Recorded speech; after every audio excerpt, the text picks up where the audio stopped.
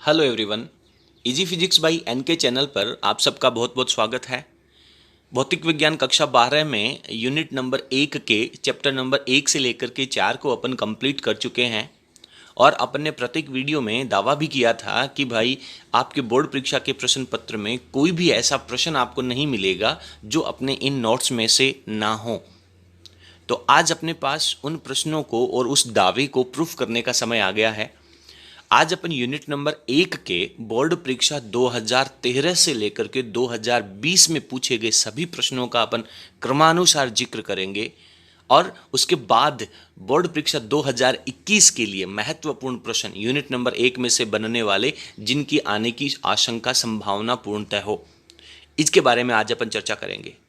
देखिए, किसी भी कार्य की निश्चित सफलता के लिए उसकी तैयारी का योजनाबद्ध होना बहुत ज़रूरी है। जब तक आप उस कार्य में बहुत अच्छे तरीके से प्लानिंग करके नहीं चलेंगे तब तक आप उस कार्य में सफलता प्राप्त नहीं कर सकते। और उसके लिए जो सबसे महत्वपूर्ण चीज़ है वो है एक रणनीति बना करके तैयारी करना, और उस परीक्षा के बारे में आपको हर एक चीज़ बारीकी से पता होना चाहिए। किसी भी युद्ध को जीतने के लिए दुश्मन की हर एक कमजोरी, हर एक बात का पता होना बहुत ज़रूरी है। ठीक उसी प्रकार से बोर्ड परीक्षा के प्रश्न पत्र के बारे में भी आपको पता होना चाहिए कि किस चैप्टर में से किस तरीके के प्रश्न पूछे जाते हैं। तो चलिए आज अपन शुरू करते हैं यूनिट नंबर 1 में से बोर्ड परीक्षा 2013 से 2020 तक के प्रश्न पत्र में पूछे गए महत्वपूर्ण प्रश्न। तो चलिए शुरू करते हैं अपन यूनिट नंबर 1 के बोर्ड परीक्षा 2013 में पूछे गए प्रश्न। सबसे पहला 2013 के प्रश्नों की अपन चर्चा करें। देखिए, अपन साथ साथ ये भी देखते जाएंगे कि ये प्रश्न अपने तैयार हैं या नहीं है। ठीक है, तो इसके अंदर अपने पास सबसे पहला प्रश्न आता है कि विद्युत क्षेत्र रेखाओं की कोई दो गुणधर्म लिखिए, कोई दो विशेषताएं लिखिए। तो विद्युत बल रेखाओं की बहुत सारी प्रॉपर्टीज अपन ने लिखी हैं, उनमें से कोई भी दो प्रॉपर्टीज आपको लिखनी है, परंतु अच्छे नंबर के लिए महत्वपूर्ण आपको विशेषताएं लिखनी चाहिए। जैसे कि कोई दो विद्युत बल रेखाएं हैं वो एक दूसरे को काटती नहीं है। विद्युत बल रेखाएं हमेशा धनावेश से प्रारंभ होकर के ऋणावेश पर समाप्त होती हैं। विद्युत बल रेखाएं हैं वो खुला वक्र बनाती हैं, इस तरीके से। उसके बाद में अगला प्रश्न है समविभव पृष्ठ को परिभाषित कीजिए। अब समविभव पृष्ठ है, इसकी डेफिनेशन आप लोगों ने बहुत अच्छे तरीके से पढ़ी है। भाई, इसमें जितनी बातें आपसे पूछी जाती है केवल उतना ही आपको आंसर लिखना है। ऐसा नहीं है कि आप समविभव पृष्ठ के प्रकार के बारे में आगे जाकर के चर्चा करने लग जाएं, नहीं, केवल आपको समविभव पृष्ठ की डेफिनेशन ही लिखनी है। ठीक है, इसके बाद में आपका जो अगला प्रश्न है वो है गाउस के नियम का कथन लिखिए। केवल आपको स्टेटमेंट लिखना है, लेकिन जब कभी भी आप नियम के बारे में लिखें तो निश्चित रूप से उसका जो फॉर्मूला है वो भी आपको वहाँ पर लिखना चाहिए। तो यहाँ पे गाउस का नियम आपको लिखना है, वो भी स्थिर वैद्युतिकी के लिए लिखना है। तो आपको phi is equals to sigma q upon epsilon naught, उसका फॉर्मूला भी उस नियम के स्टेटमेंट के बाद लिखना चाहिए। उसके बाद में आता है चित्र बना करके एक समान आवेशित अनंत विस्तार की समतल चादर के कारण, या प्लेट कह सकते हैं आप, उसके कारण उसके समीप किसी बिंदु पर विद्युत क्षेत्र की तीव्रता का व्यंजक व्युत्पन्न कीजिए। किसके लिए प्रश्न को बहुत केयरफुली पढ़ना है। ऐसा नहीं है कि पूछा जाता है आपसे आवेशित चालक के लिए और आप अचालक के लिए लिख दें। ठीक है, तो यहाँ पर आपको यहाँ पे चालक और अचालक नहीं दिया गया है, इसका मतलब आपको डेफिनेटली चालक प्लेट के बारे में लिखना है। दिए गए चित्र के पृष्ठ से निर्गत विद्युत फ्लक्स का मान ज्ञात कीजिए। ये इस प्रश्न का एक दूसरा पार्ट है कि नीचे आपको एक डायग्राम दे रखा है और इस डायग्राम के अंदर से आपको इस पृष्ठ से निर्गत फ्लक्स आपको निकालना है। तो पहला वाला पार्ट इसका कंप्लीट हो जाएगा, केवल डेरिवेशन है, डायग्राम आपको बहुत अच्छे तरीके से बनाने हैं। अब अपने को इस डायग्राम से, यानी ये जो चित्र यहाँ पे दिया गया है, इस पृष्ठ से निर्गत फ्लक्स अपने को निकालना है। तो सिंपल आप इसका फॉर्मूला लगा करके इसकी वैल्यू सॉल्व कर सकते हैं। ठीक है, अगर आप लोगों ने अभी तक हमारे चैनल को सब्सक्राइब नहीं किया है तो प्लीज़ इसे सब्सक्राइब कीजिए और अपने फ्रेंड्स के साथ शेयर करना ना भूलें। यहाँ पर हमारे व्हाट्सअप नंबर भी दिए गए हैं। अगर आपको किसी प्रश्न के अंदर किसी प्रकार की कोई प्रॉब्लम है या किसी भी टॉपिक में आपको कोई दिक्कत आती है तो प्लीज़ आप यहाँ पर अपना जो प्रॉब्लम है ज़रूर शेयर कीजिए, हम आपको उसका समाधान करने का पूरा प्रयास करेंगे। इसके बाद अपना इसी वर्ष 2013 में अगला पूछा गया प्रश्न है कि एक कैपेसिटर है, संधारित्र की परिभाषा लिखिए। केवल आपको उसकी डेफिनेशन लिखनी है। किसकी? संधारित्र की। बच्चे अक्सर यहाँ पे गलती से धारिता की परिभाषा लिख लेते हैं, नहीं, केवल अपने को कैपेसिटर की डेफिनेशन लिखनी है। उसके बाद में परिपथ चित्र बना करके श्रेणी क्रम संयोजन में तुल्य धारिता का संबंध प्राप्त कीजिए। यहाँ पर भी प्रॉब्लम आती है कि संधारित्रों के श्रेणी क्रम संयोजन का न दे करके प्रतिरोधों के श्रेणी क्रम संयोजन का जो आगे अपने चैप्टर में आएगा वो डेरिवेशन लिख देते हैं। पूछा गया श्रेणी संयोजन है और समांतर संयोजन लिख देते हैं। तो ये जो बातें हैं आप लोगों को बहुत ध्यानपूर्वक प्रश्न को पढ़ने के बाद में अपना उत्तर है वो स्टार्ट करना है। उसके बाद में कह रहा है कि दिए गए चित्र में दिए गए परिपथ में ये जो V1 है इसकी वैल्यू आपको फाइंड आउट करनी है। नीचे आपको एक डायग्राम दे रखा है। इस डायग्राम के अंदर आपके पास कितने कैपेसिटर लगे हुए हैं, ये जितने भी कैपेसिटर यहाँ पे लगे हुए हैं, इन कैपेसिटर जैसे आपके पास ये एक कैपेसिटर, ये दूसरा, ये तीसरा, ये दोनों पहले आपके समांतर क्रम में हैं, फिर ये इसके साथ श्रेणी क्रम में हैं, और यहाँ पे एक 10 वोल्ट की बैटरी जुड़ी हुई है। तो प्रश्न ये कह रहा है कि यहाँ पे ये जो V1 वाला जो पार्ट है, इस V1 की वैल्यू कितनी होगी। तो सिंपल आप लोग जानते हैं कि ये जो समांतर संयोजन यहाँ पे दिया गया है, इसमें दोनों कैपेसिटर के सिरों के ऊपर कितना 4 वोल्ट का प्रतिरोध होगा, विभवांतर होगा, जो कि आपको यहाँ पे दे रखा है। टोटल विभवांतर कितना अप्लाई किया गया है, 10 वोल्ट का अप्लाई किया गया है। तो जब 10 वोल्ट का विभवांतर है, उसमें से 4 वोल्ट का विभवांतर यहाँ पे यूज हो गया, तो यहाँ पे V1 कितना रह जाएगा, आपके पास 6 वोल्ट रह जाएगा। तो सिंपली आपको केवल इसका आंसर लिखना है विदाउट एनी कैलकुलेशन। क्लियर है भाई? चलिए, तो इसके साथ ही ये जो 4 प्रश्न हैं वो आपके बोर्ड परीक्षा 2013 में पूछे गए हैं। मेरे हिसाब से चारों प्रश्नों का उत्तर देने में आप सक्षम होंगे। अपने आप को आपने अगर अभी तक चैप्टर यूनिट नंबर 1 को अच्छे से तरीके से तैयार कर लिया है, तो ये आप लोगों के पास एक सुनहरा अवसर है कि आप अपना मूल्यांकन कर सकें कि कौन कौन से प्रश्न हैं वो आपको तैयार हैं। चलिए, बोर्ड परीक्षा 2014 के पेपर में चलते हैं। 2014 में जो महत्वपूर्ण प्रश्न पूछा गया है कि विद्युत फ्लक्स किसे कहते हैं, विद्युत फ्लक्स की डेफिनेशन आपको यहाँ पे देनी है। उसके बाद में गाउस के नियम से एक समान रूप से आवेशित अनंत विस्तार के सीधे तार के कारण किसी बिंदु पर विद्युत क्षेत्र की तीव्रता का व्यंजक व्युत्पन्न करना है। यह आप लोगों के पास चैप्टर नंबर 2 गाउस के जो अनुप्रयोग हैं वहाँ से पूछा गया प्रश्न है। देखिए, चैप्टर नंबर 2 के जो गाउस के अनुप्रयोग हैं उनमें से निश्चित रूप से एक बड़ा 4 नंबर का प्रश्न आता है। उसके बाद में कह रहा है इसमें आवश्यक चित्र भी बनाइए। 4 नंबर का जो प्रश्न आपका होगा वो केवल एक प्रश्न नहीं होगा, उसमें आपसे सबसे पहले कोई एक डेफिनेशन पूछेगा और उस डेफिनेशन के बाद आपको एक कोई डेरिवेशन सॉल्व करना है। जैसे यहाँ पे अनंत विस्तार के तार के कारण विद्युत क्षेत्र की तीव्रता का व्यंजक व्युत्पन्न करना है। 2 नंबर का ये पार्ट होगा, 1 नंबर की आपकी डेफिनेशन होगी और उसके बाद में 1 नंबर का उसमें कोई एक डायग्राम होगा। तो इस प्रकार से कुल मिलाकर के 4 नंबर का प्रश्न है वो आपका 3 पार्ट्स में टूटा हुआ होगा। ठीक है, चलिए अगले प्रश्न में चलते हैं। अगला प्रश्न आपका इसका पार्ट नंबर 2 कह रहा है कि विद्युत धारिता को परिभाषित कीजिए। आपको यहाँ पे धारिता को परिभाषित करना है। पिछले 2013 में क्या पूछा गया था, संधारित्र की परिभाषा। ठीक है, उसके बाद में कह रहा है कि एक समांतर प्लेट संधारित्र है, उसकी प्लेटों के बीच के पराविद्युतांक का कोई माध्यम है वो पूर्णतः भरा हुआ है। जब तक आंशिक शब्द ना लिखें या केवल ये लिखा गया है कि भरा हुआ है, इट मीन्स आपको उसे कंप्लीटली फिल्ड अप मानना है, पूर्ण रूप से भरा हुआ मानना है, जब तक आंशिक शब्द ना दे। ठीक है, इसकी धारिता का व्यंजक प्राप्त कीजिए और आवश्यक चित्र बनाइए। अगेन ये आपका 4 नंबर का प्रश्न है।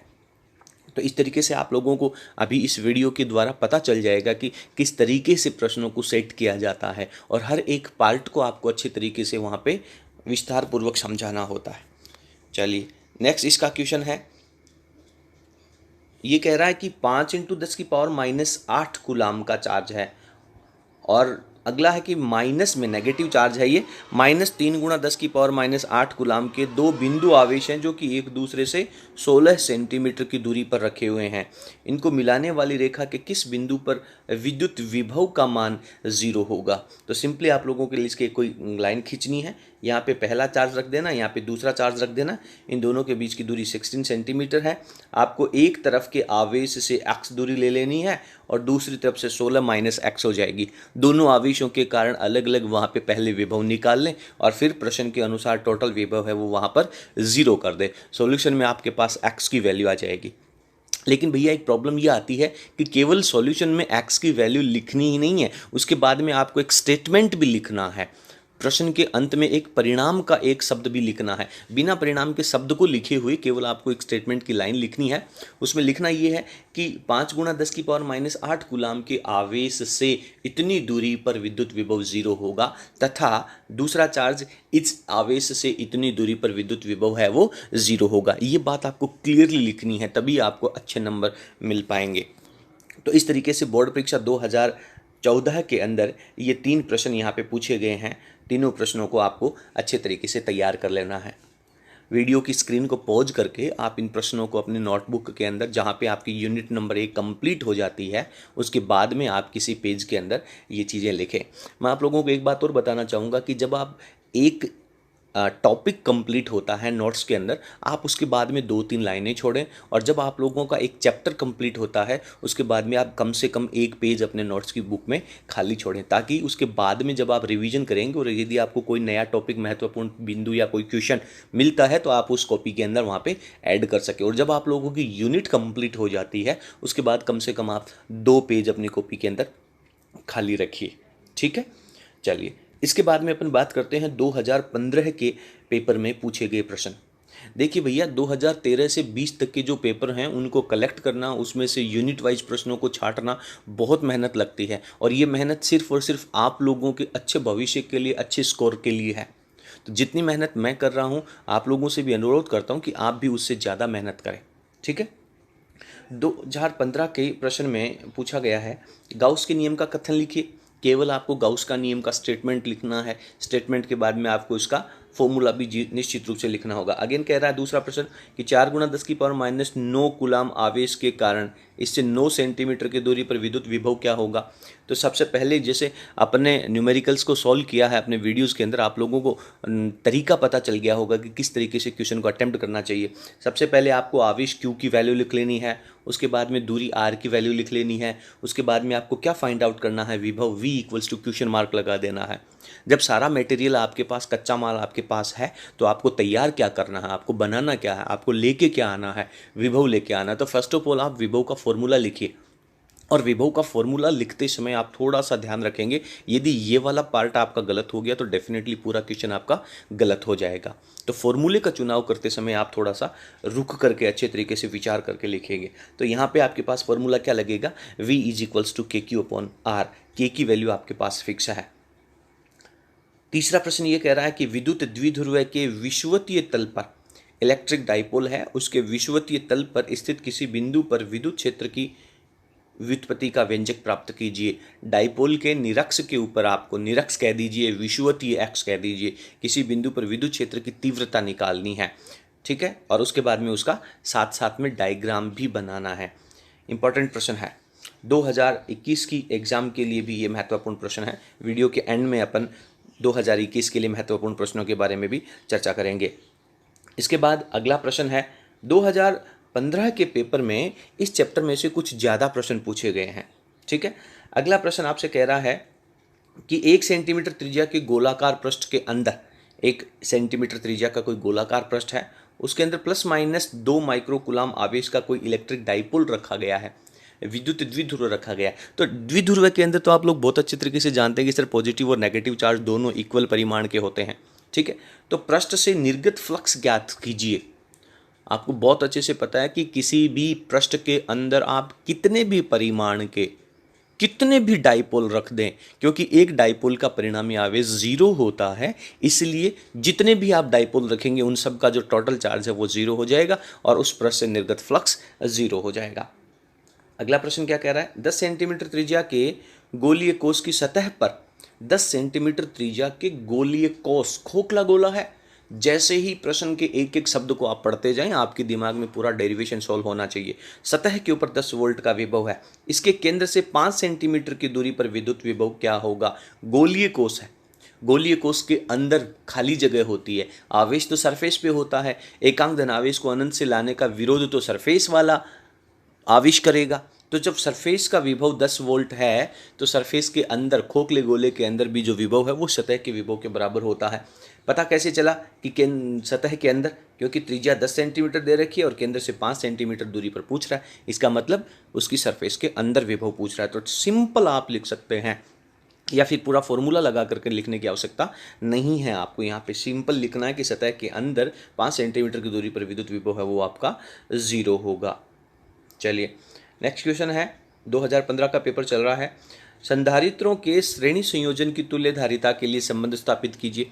अभी पहले भी संधारित्रों का श्रेणी संयोजन आया था, अगेन श्रेणी संयोजन आया है। परिपथ चित्र बनाइए। ठीक है, आगे कह रहा है कि 4 माइक्रोफेरेड धारिता का मान कितना हो जाएगा। 4 माइक्रोफेरेड धारिता का एक कैपेसिटर है, उसकी वैल्यू कितनी हो जाएगी यदि समांतर प्लेट संधारित्र की प्लेटों के बीच में 2 परावैद्युतांक का पदार्थ भर दिया जाए। जब निर्वात की स्थिति है उस समय उसकी धारिता है वो 4 माइक्रोफेरेड है। अब यदि आप उस कैपेसिटर की प्लेटों के बीच 2 परावैद्युतांक का कोई पदार्थ भर देंगे तो उसकी धारिता कितनी हो जाएगी। सिंपल बताइए, चलिए आंसर दीजिए। इस क्वेश्चन का आंसर कितना होगा। शाबाश, 4 माइक्रोफेरेड से कितना हो जाएगा सर, डबल हो जाएगा, 8 माइक्रोफेरेड हो जाएगा। बहुत बढ़िया। तो इस तरीके से आपका ये 2015 का जो प्रश्न पत्र है वो भी आपका कंप्लीट हो जाता है। 2016 की चर्चा करते हैं अपन। 2016 में आपसे यहाँ पे बहुत आसान से प्रश्न पूछे गए हैं। पहला प्रश्न यहाँ पे कह रहा है कि विद्युत द्विध्रुव आघूर्ण की परिभाषा लिखिए। इलेक्ट्रिक डाइपोल मोमेंट जो होता है, द्विध्रुव आघूर्ण की परिभाषा वो लिखिए। दूसरा प्रश्न कह रहा है कि किसी एकल आवेश के लिए समविभव पृष्ठ का चित्र बनाइए। केवल आपके पास कोई एक बिंदु आवेश है, धनावेश मान लीजिए, बिंदु आवेश है, उसकी वजह से समविभव पृष्ठ का चित्र बनाइए। साथ में आपको नाम भी लिखना है। यदि यहाँ पे मेरे पास कोई ये धनावेश है तो जो विद्युत बल रेखाएं वो इससे लंबवत बाहर की तरफ निकलेंगी और इसके प्रत्येक दूरी के ऊपर, किसी भी दूरी के ऊपर इसका जो पृष्ठ बनेगा वो आपका समविभव पृष्ठ बनेगा। तो यहाँ पे आपके पास जो गोलाकार पृष्ठ बनेगा वो समविभव पृष्ठ होगा। तो कुछ इस तरीके से आपको इसका आंसर देना है। ठीक है, चलिए नेक्स्ट। तीसरा प्रश्न आपसे यहाँ पे कह रहा है कि विद्युत विभव का परिभाषा लिखिए। केवल आपको विद्युत विभव की परिभाषा लिखनी है। बिंदु आवेश Q से R दूरी पर विद्युत विभव की गणना कीजिए। बिंदु आवेश के कारण विभव फॉर्मूला आएगा V बराबर KQ/R। पूरा डेरिवेशन बिंदु आवेश के कारण विद्युत विभव का फॉर्मूला आपको लिखना है। V और R के बीच में वक्र बनाना है। V विभव और दूरी के बीच में ग्राफ बनाना है।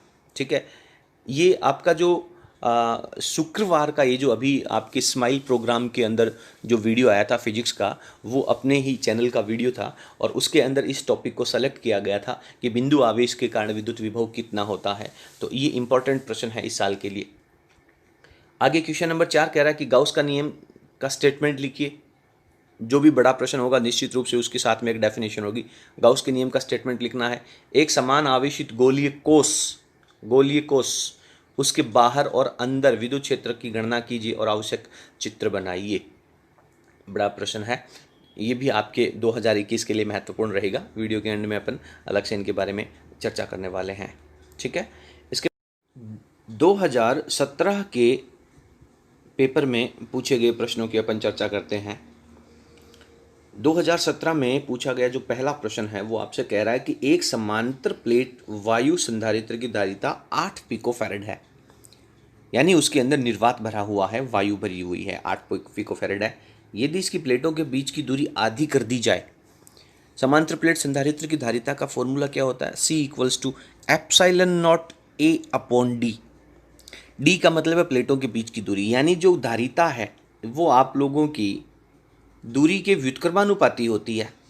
तो दूरी की जब बढ़ेगी तो कैपेसिटेंस क्या हो जाएगी, धारिता कम हो जाएगी। तो आधी करने का मतलब दूरी कम हो रही है तो धारिता है वो बढ़ जाएगी। तो धारिता कितनी हो जाएगी, 2 गुनी हो जाएगी। ठीक है, इसके बाद में आगे प्रश्न क्या कह रहा है, आगे प्रश्न कह रहा है कि इसके साथ साथ आपको इन प्लेटों के बीच 5 परावैद्युतांक का कोई परावैद्युत पदार्थ भी पूर्ण रूप से भरना है। तो ये परावैद्युत पदार्थ भी उसकी धारिता को इंक्रीज कर देगा। नई धारिता कितनी हो जाएगी। सिंपल 1 नंबर का प्रश्न पूछा गया है आपको, तो आपको लिखना है कि निर्वात की स्थिति में धारिता इतनी, प्लेटों के बीच की दूरी कम करने पर धारिता C=ε0A/d का फॉर्मूला लगा करके आपको पढ़ना है। उससे धारिता 2 गुनी हो जाएगी, यानी 8 दूनी 16 हो जाएगी। उसके बाद आपसे कह रहा है कि 5 परावैद्युतांक का पदार्थ भी रखना है, यानी फिर 5 गुनी हो जाएगी। तो 16 को 5 से आप गुना करेंगे तो 16 × 5 80, तो 80 पिकोफैरेड हो जाएगी। बहुत महत्वपूर्ण और ईजी प्रश्न है यहाँ पर। नेक्स्ट क्वेश्चन यहाँ पे कह रहा है कि स्थिर वैद्युतिकी के लिए गाउस का नियम लिखिए। सिंपल आपसे गाउस का नियम भी कह सकता है या स्थिर वैद्युतिकी के लिए गाउस का नियम भी कह सकता है। ऐसा इसलिए कहा गया है कि आप आगे अपनी 12th क्लास की फिजिक्स के अंदर गाउस का नियम आप चुंबकीय क्षेत्र के लिए और पढ़ेंगे। तो बच्चे अक्सर कहते हैं कि सर हमें पता कैसे चलेगा कि ये विद्युत क्षेत्र का गाउस का नियम है या चुंबकीय क्षेत्र का गाउस का नियम है। भाई जब इसके आगे वाला प्रश्न का भाग पढ़ोगे, बाकी का प्रश्न जब आप पढ़ोगे तो आपको पता चल जाएगा कि ये कौन सी यूनिट का प्रश्न है, तो उसी यूनिट के अकॉर्डिंग आपको नियम लिखना है। ठीक है, तो यहाँ पे आपको स्थिर वैद्युतिकी के लिए गाउस का नियम लिखना है। फिर कह रहा है कि अनंत लंबाई के एक समान आवेशित सीधे तार के कारण विद्युत क्षेत्र का व्यंजक व्युत्पन्न कीजिए। गाउस के नियम का अनुप्रयोग ही है। ठीक है, उसके बाद में कह रहा है कि आवश्यक चित्र भी बनाइए, इसके लिए जो डायग्राम है वो भी बनाइए। सीधे तार के अंदर कितने डायग्राम हैं? सीधे तार वाले डेरिवेशन के अंदर कितने डायग्राम हैं? 2 हैं सर।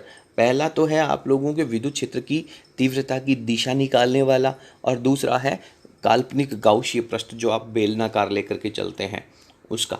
ठीक है, उसके बाद 2017 के पेपर में एक और प्रश्न पूछा गया है जो वर्तमान में आपका सिलेबस जो चल रहा है उसके अंदर वो प्रश्न नहीं है, पुराने सिलेबस में हुआ था, क्योंकि 2018 का जो पेपर हुआ है उसी के अंदर आपका नया सिलेबस लागू हुआ है जो अभी वर्तमान में चल रहा है। तो ये ओल्ड सिलेबस का क्वेश्चन है, लेकिन प्रश्न अपन पढ़ते हैं। वान डे ग्राफ जनित्र का नामांकित चित्र बनाकर इसकी बनावट और इसकी कार्य प्रणाली को समझाइए।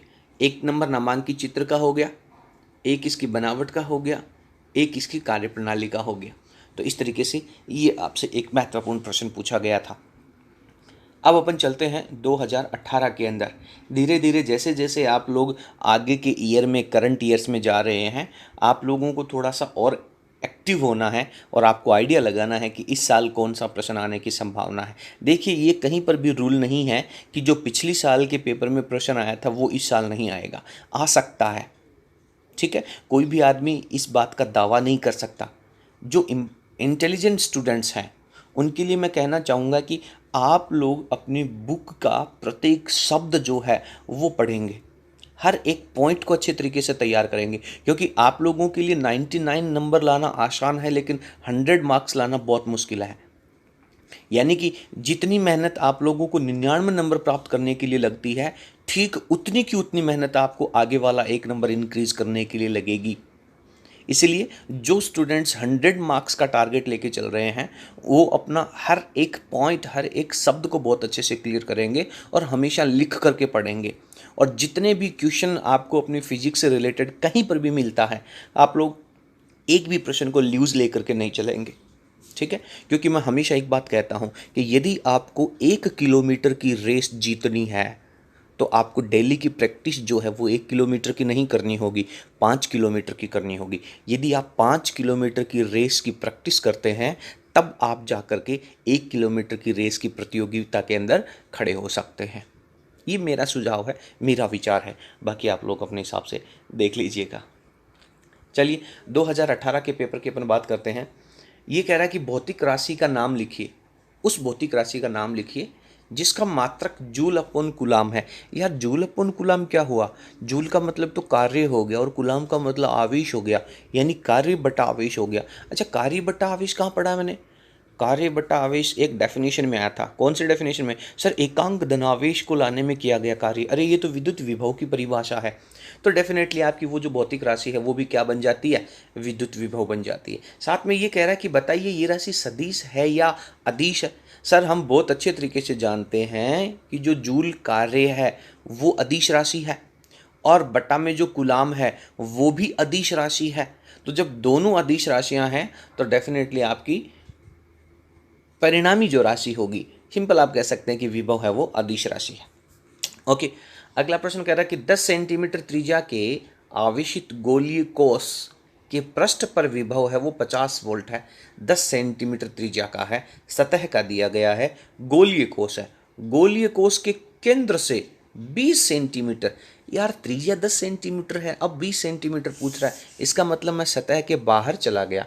ठीक है, विद्युत विभव की गणना कीजिए। तो सबसे पहले सतह वाले में आपको क्या लिखना है? Formula KQ by capital R that is equals to कितना वोल्ट दे रखा है? 50 वोल्ट दे रखा है। दूसरा कितना दे रखा है? KQ अपॉन स्मॉल r यहाँ पे कितना क्वेश्चन मार्क लगा देना है, दोनों का रेशियो ले लेना है, के क्यू से ये के क्यू कैंसिल आउट हो जाएगा और आपके पास बचेगा small r upon capital R that is equal to 50 upon क्या v। अब आप इसको सॉल्व कर लेना इजी वे में, ठीक है। आप लोगों ने ऐसे न्यूमेरिकल बहुत सॉल्व किए हैं अपने हर एक वीडियो के अंदर, हर एक टॉपिक के बाद अपने न्यूमेरिकल को सॉल्व करने का प्रयास किया है। तो मेरे हिसाब से अभी तक आप लोगों को कोई भी ऐसा प्रश्न नहीं मिला है जो अपने नोट्स के अंदर, अपने वीडियोस में डिस्कशन ना किया हो। अगला प्रश्न है, विद्युत क्षेत्र की तीव्रता की परिभाषा लिखिए। इसकी परिभाषा आती होगी आप लोगों को, लिखी भी है अपन ने अपने नोट्स के अंदर, ठीक है। एक आवेशित चालक की सतह पर विद्युत बल, विद्युत दाब का व्यंजक प्राप्त कीजिए। विद्युत बल का और विद्युत दाब का पूरा डेरिवेशन अपन ने बहुत अच्छे तरीके से पढ़ा है, आवश्यक चित्र भी बनाइए, ठीक है। इसके साथ आपका ये टॉपिक भी कंप्लीट हो जाता है। इसके बाद में इसमें और भी प्रश्न पूछे गए हैं। अगला प्रश्न आपसे कह रहा है कि संधारित्र में संचित ऊर्जा से आप क्या समझते हैं। संधारित्र में संचित ऊर्जा है उसके बारे में आप क्या समझते हैं। तो सिंपल आपको इसकी जगह एक नोट लिखना है कि किसी भी कैपेसिटर को आवेशित करने के लिए उसकी एक प्लेट के ऊपर धनावेश और दूसरी प्लेट के ऊपर ऋणावेश बनाए रखने के लिए बैटरी को कुछ कार्य करना पड़ता है। बैटरी के द्वारा किया गया यह कार्य संधारित्र की प्लेटों के बीच विद्युत क्षेत्र के रूप में संचित हो जाता है। इसे अपन संधारित्र की ऊर्जा कहते हैं। उसके बाद में कह रहा है कि सिद्ध कीजिए कि दो आवेशित चालकों को जोड़ने पर उनके विभव परिवर्तन का अनुपात। विभव परिवर्तन मतलब याद कीजिए, बहुत अच्छे से कंसेप्ट पढ़ा है आपने चैप्टर नंबर 4 के एंड के अंदर। चैप्टर नंबर 4 के अंदर आपने पढ़ा कि दो चालक हैं जिन पे आवेश Q1 Q2 है, धारिताएं C1 C2 है, विभव V1 V2 है।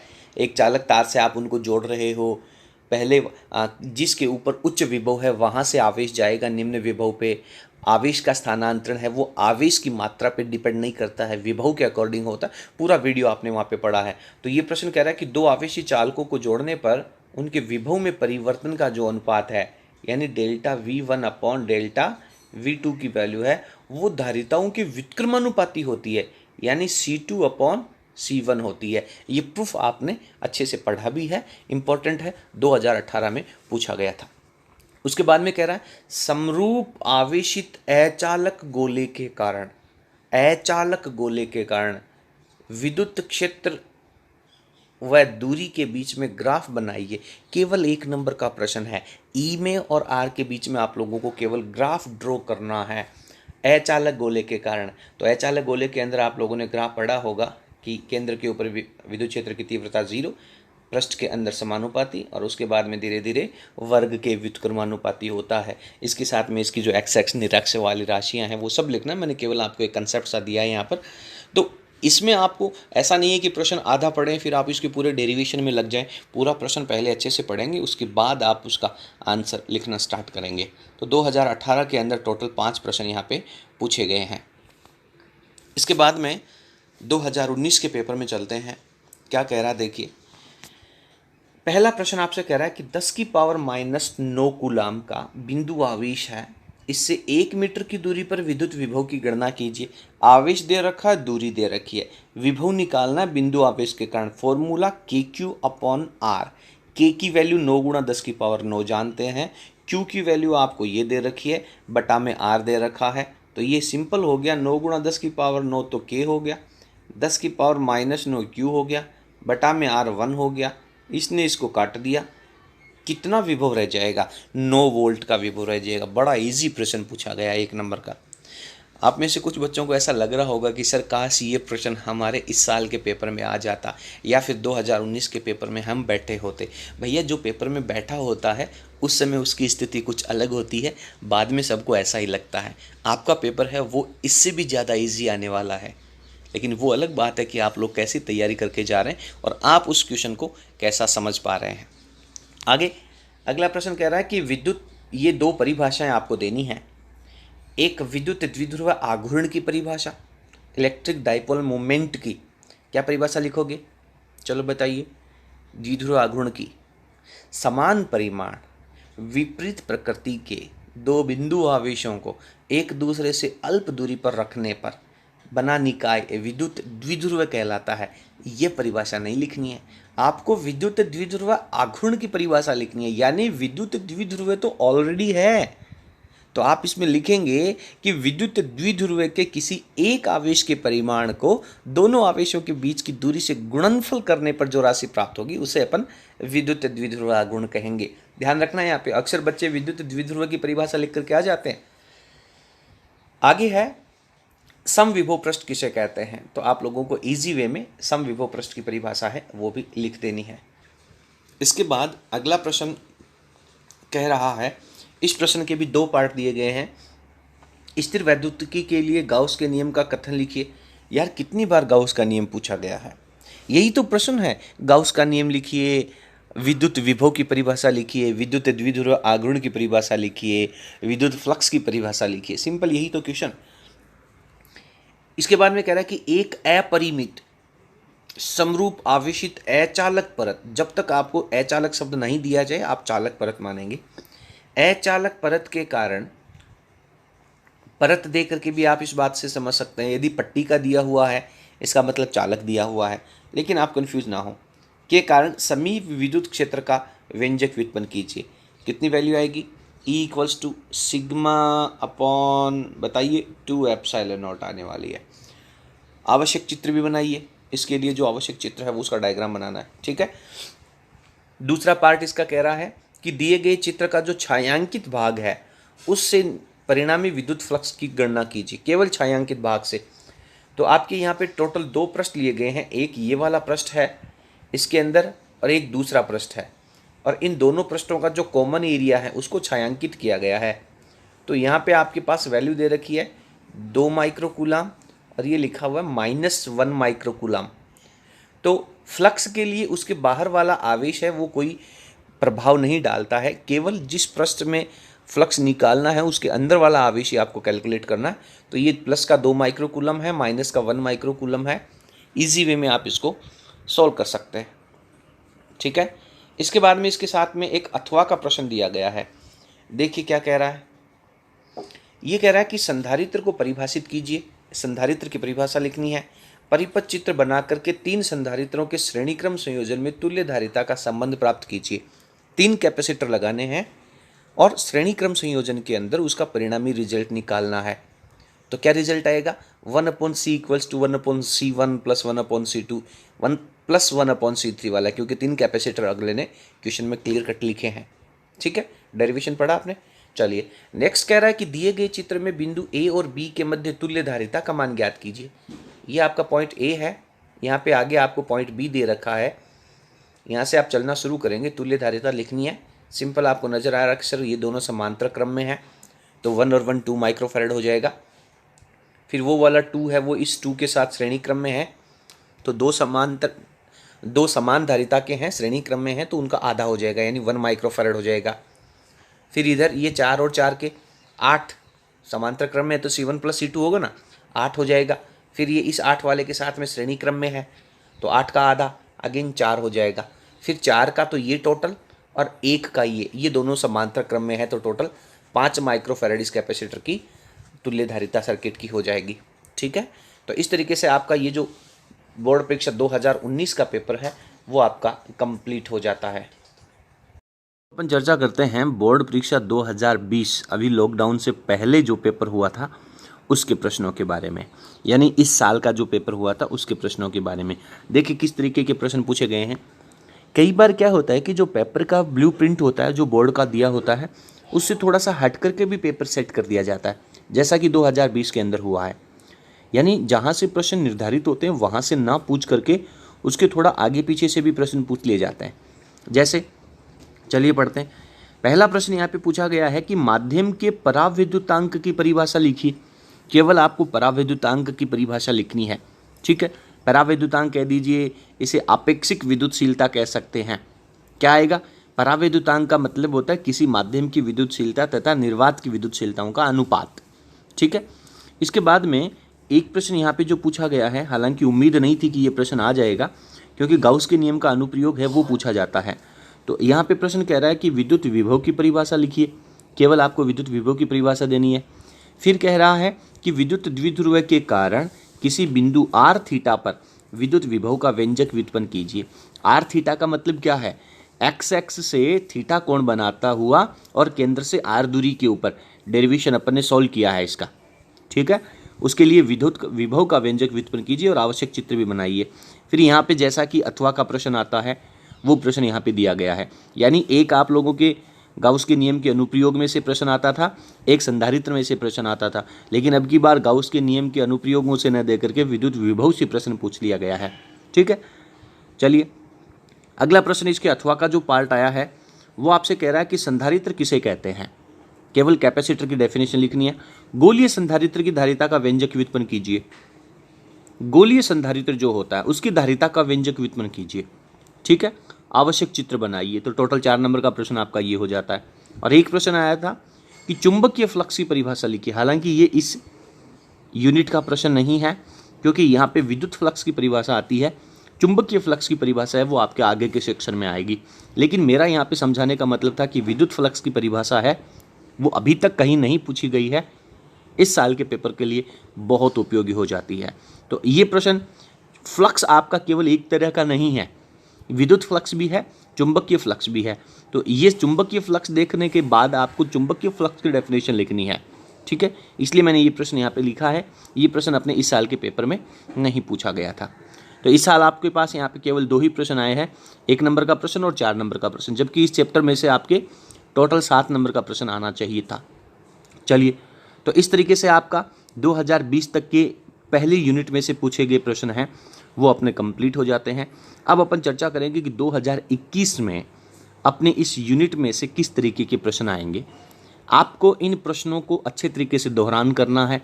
जिन लोगों ने अच्छे तरीके से यूनिट को तैयार कर रखा है वो इन प्रश्नों को टेस्ट मान करके बिना किसी कॉपी या नकल की मदद लिए हुए आप इन प्रश्नों को सॉल्व करें। आपको पता लग जाएगा कि आपकी प्रिपरेशन कैसी है, ठीक है। पहला प्रश्न कह रहा है कि कूलाम का नियम लिखिए।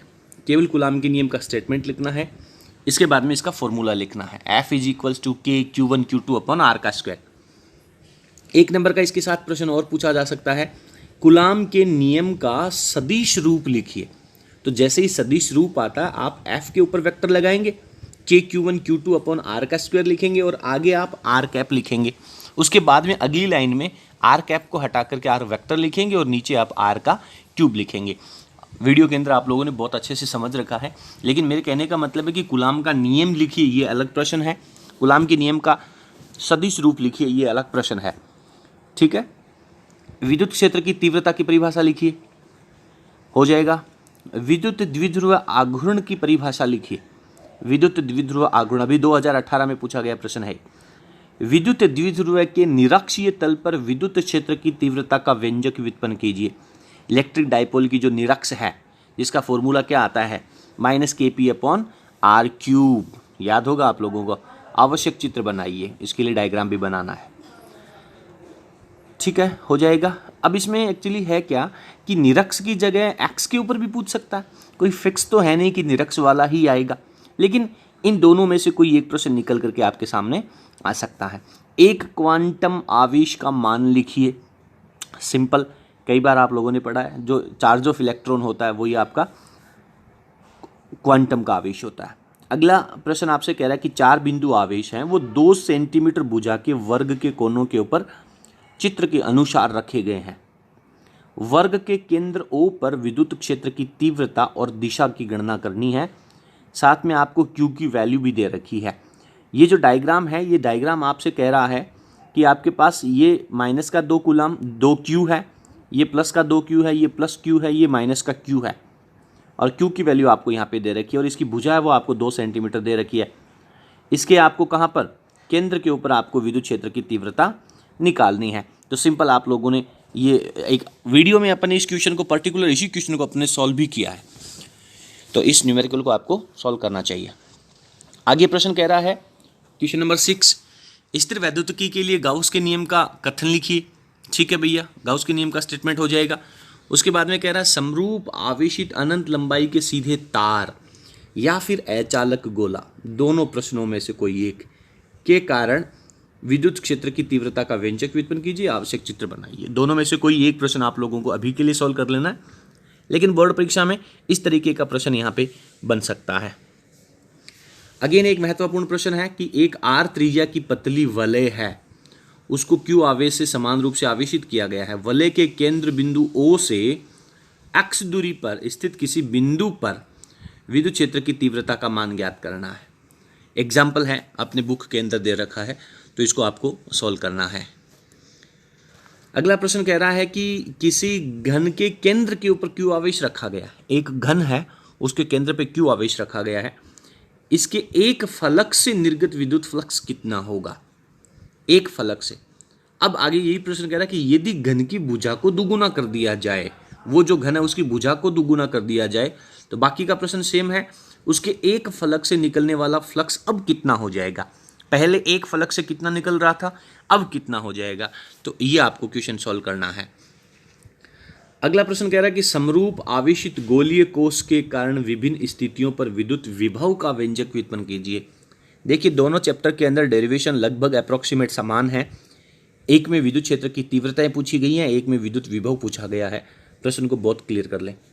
उसके बाद में V की वैल्यू आपको दे रखी है और बिंदु 111 पर विद्युत क्षेत्र की तीव्रता का परिमाण आपको निकालना है, यानी विद्युत विभव और विद्युत क्षेत्र की तीव्रता के संबंध से हो जाएगा। E बराबर minus del v upon del r, E बराबर minus del v upon del r. तो उसको आप पहले del v upon del x कर लें, del v upon del y कर लें। पूरा डेरिवेशन, पूरा एग्जाम्पल, ये पर्टिकुलर क्वेश्चन निश्चित रूप से यही प्रश्न अपने सॉल्व कर रखा है। अगर आप लोगों ने तैयार किया है तो आप इसको बहुत आसानी से सॉल्व कर पाएंगे। अगला प्रश्न ये कह रहा है कि धारिता की परिभाषा लिखिए। ठीक है, समांतर प्लेट संधारित्र की धारिता का व्यंजक व्युत्पन्न कीजिए जबकि प्लेटों के मध्य एप्सिलॉन आर परावैद्युतांक पूर्णतः भरा गया हो। कैपेसिटर की धारिता की परिभाषा लिखनी है। उसके बाद में यदि कैपेसिटर की प्लेटों के बीच में कोई परावैद्युत पदार्थ पूर्ण रूप से भर रखा है, उस समय उसकी धारिता कितनी होगी, इसका व्यंजक निकालना है। और आवश्यक चित्र तो अपने को स्वतः ही बनाना है। संधारित्र का सिद्धांत लिखिए। कैपेसिटर का सिद्धांत क्या है? ओके, 8 माइक्रोफैरड धारिता प्राप्त करने के लिए 5 माइक्रोफैरड धारिता के कम से कम कितने संधारित्र चाहिए, संख्या लिखनी है। और उनको आप परिपथ के अंदर किस क्रम में, श्रेणी में, समांतर में, किस तरीके से जोड़ेंगे, उस परिपथ का चित्र भी आप लोगों को बनाना है। तो इस तरीके से अपने ये जो 13 प्रश्न हैं, ये बोर्ड परीक्षा 2021 के लिए बहुत महत्वपूर्ण हो जाते हैं। इन सब प्रश्नों को आप तैयार करेंगे, इन्हें टेस्ट मान करके आप सॉल्व भी करेंगे। ठीक है, ओके, बहुत बहुत धन्यवाद। अगर आपको हमारा वीडियो पसंद आया तो प्लीज़ आप इसे लाइक कीजिए, अपने फ्रेंड्स के साथ शेयर कीजिए और कमेंट बॉक्स में अपना फीडबैक लिखना ना भूलें। बहुत बहुत धन्यवाद। डियर स्टूडेंट, अपन ने एक वीडियो बनाया है जिसमें आप लोगों का जो फिजिक्स का बोर्ड का पेपर पैटर्न है उसको बहुत अच्छे तरीके से समझाया गया है, यानी किस यूनिट में से कितने नंबर के और किस तरह के प्रश्न पूछे जाते हैं। तो बोर्ड परीक्षा का प्रश्न कैसे बनाया जाता है फिजिक्स क्लास 12 100 नंबर प्राप्त करने के लिए आवश्यक रूप से देखिए। तो इसका जो लिंक है वो आप लोगों को हमारे डिस्क्रिप्शन में मिल जाएगा। यहाँ जा कर के आप अपने 12th की फिजिक्स के जो 10 यूनिट हैं उसमें से कहाँ कहाँ से न्यूमेरिकल पूछे जाते हैं, कहाँ कहाँ से बड़े डेरिवेशन पूछे जाते हैं, कौन सी यूनिट में से अथवा का प्रश्न पूछा जाता है, ये सारी जानकारियाँ आप लोगों को मिल जाएगी। तो आगे की पूरी फिजिक्स पढ़ने से पहले प्लीज़ आप इस वीडियो को आवश्यक रूप से देखेंगे और इसको आप अपने नोटबुक के अंदर लिखेंगे फ्रंट पेज पे, सबसे पहले पेज पर, ताकि जब भी आप रिवीजन करें या पढ़ें तब आप लोगों को ये पता रहना चाहिए कि कौन सी यूनिट में से किस तरीके के प्रश्न पूछे जाते हैं। बहुत बहुत धन्यवाद।